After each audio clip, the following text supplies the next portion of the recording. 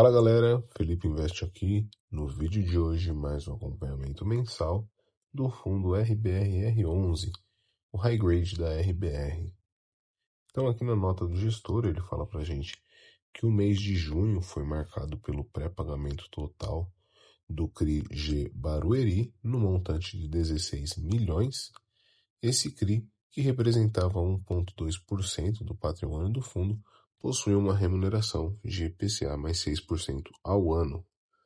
Assim, eles fecham o mês com 44 operações na carteira, todas em dia com suas obrigações financeiras, e os CRIs investidos contam com sólidas garantias imobiliárias, ou seja, alienação fiduciária dos imóveis. Vale destacar que 40% de todas as garantias do portfólio do fundo estão localizadas em regiões Prime. Fala também que em junho o dividendo distribuído foi de R$1 por cota, o que implica em um dividend yield anualizado sobre a cota mercado de 14,36% ao ano. Eles ainda têm 21 centavos de reserva ali por cota. Então um dividend yield de quase 15% para um fundo high grade é muito bom, galera. São 44 CRIs, patrimônio de 1,40 bilhões, uma duration média desses CRIs de 3,7 anos, um spread aí de CDI mais 1,95% e IPCA mais 9,21%. Bem tranquilos essas taxas, na minha opinião, né? Bem high grades. Então esse fundo possui uma indexação de 97% de seus CRIs atrelados ali ao IPCA, inflação, e apenas 3% ao CDI. A gente vê aqui falando de resultado, o dividend yield distribuído do mês foi de R$1 por cota, dividend yield do mês referente à cota mercado 1,12%, muito bom, né, por ser um fundo high grade, anualizado 14,36% e um dividend yield distribuído nos últimos 12 meses de 10,62%. Esse dividend yield, a cota a mercado dos últimos 12 meses, equivale a 11,94%, quase 1% ao mês, e o volume diário médio de negociação, 3,1 milhões de reais. A gente vê aqui a localização das garantias, né? 40% das garantias estão localizadas em regiões Prime, como Faria Lima, Jardins, Pinheiros, entre outros. A gente vê aqui também o IPCA divulgado nos últimos 12 meses, né? Como veio fraco maio e junho, bem fraquinho, né? 0,26% em maio e 0,19% em junho.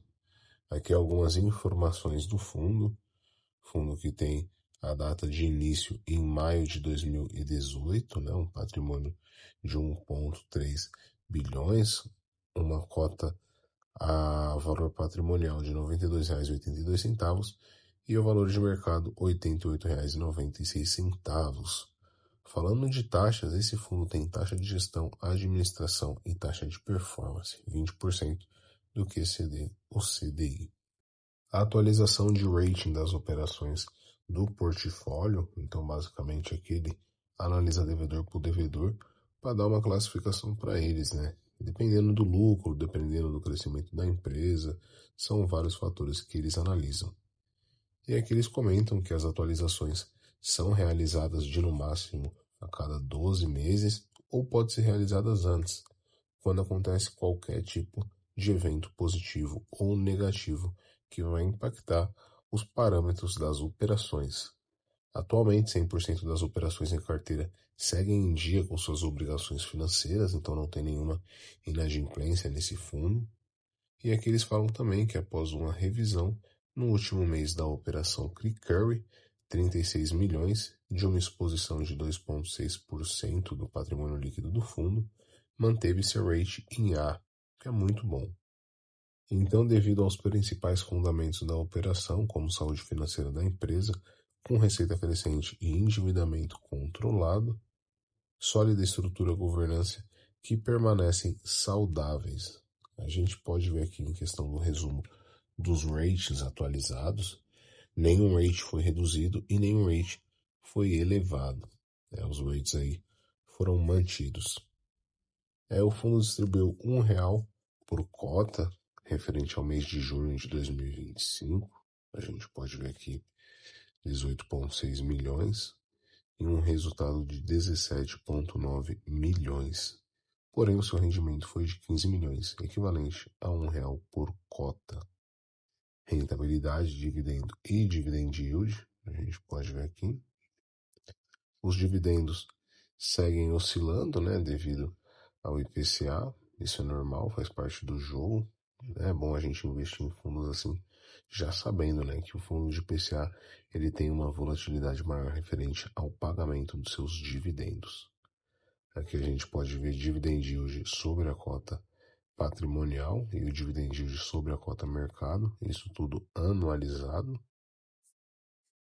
Composição de rendimentos, a gente vê aqui, né?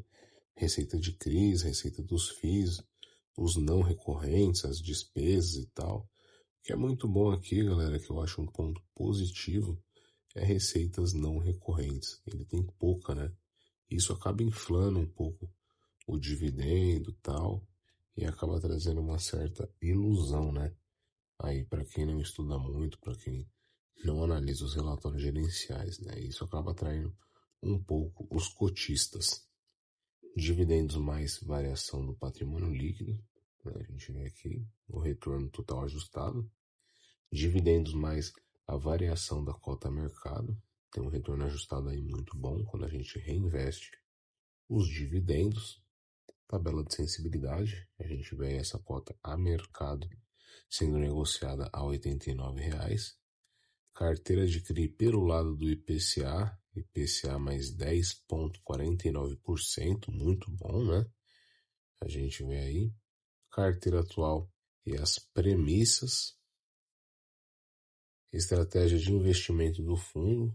Então aqui ele tem duas estratégias, né? A core e a tática.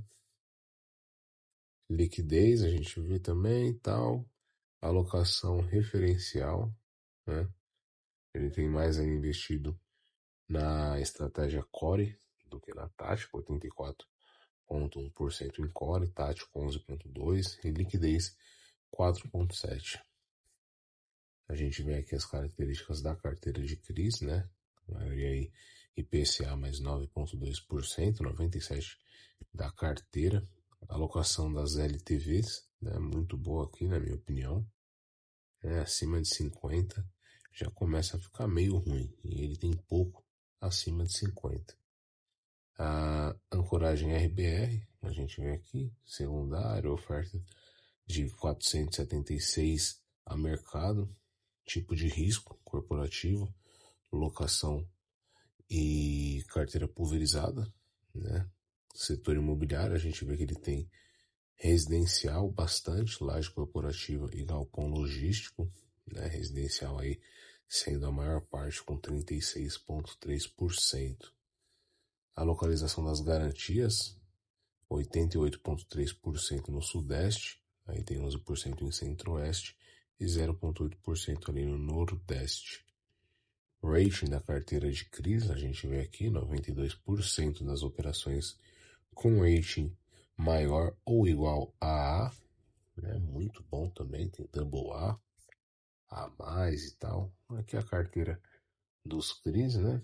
Tem muito o que falar, algumas concentraçõezinhas, mas são excelentes devedores, né? Porém, toda concentração, independente do devedor, ela acaba se tornando um pouco mais arriscada. Mas a gente vê aqui, por exemplo, o primeiro CRI, né? O Creditas 2 Sênior, equivale a 9,8% do patrimônio líquido do fundo. Então, é uma concentração seguido de Banco do Brasil 8,8%, depois Leroy Merlin 8,5%, e aí vai se diversificando. E o que eu acho bem interessante aqui é que eles colocam um rating aqui pra gente ver, né? Então, a gente vê aqui o que é a mais, o que eles consideram B+, B- e tal. A carteira de FIIs, né? MCCI, eles investem aqui em dois fundos da casa, né?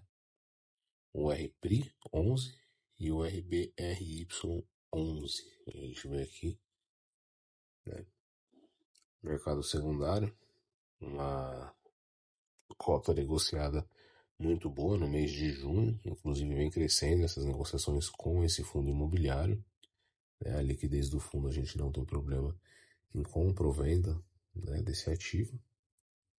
Os principais CRI, top 20, né, que a gente pula para não falar de um por um e tal, que ele mostra o principal risco, principais garantias, metodologia da análise de rating, como eles analisam, né, esse rating para falar qual devedor é AA, A+, e tal. Aqui eles explicam sobre o conceito de CRI e o glossário. E basicamente é isso, galera. Fundo roda tranquilo, né? Fundo praticamente 100% de inflação. Aí é o seu indexador principal. Sem inadimplência, sem dor de cabeça. Bem high grade, porém com algumas concentrações. Concentrações em excelentes devedores. Então basicamente é isso, galera. Qualquer novidade aqui eu trago para vocês. Sigo acompanhando tudo, fato relevante, relatório gerencial.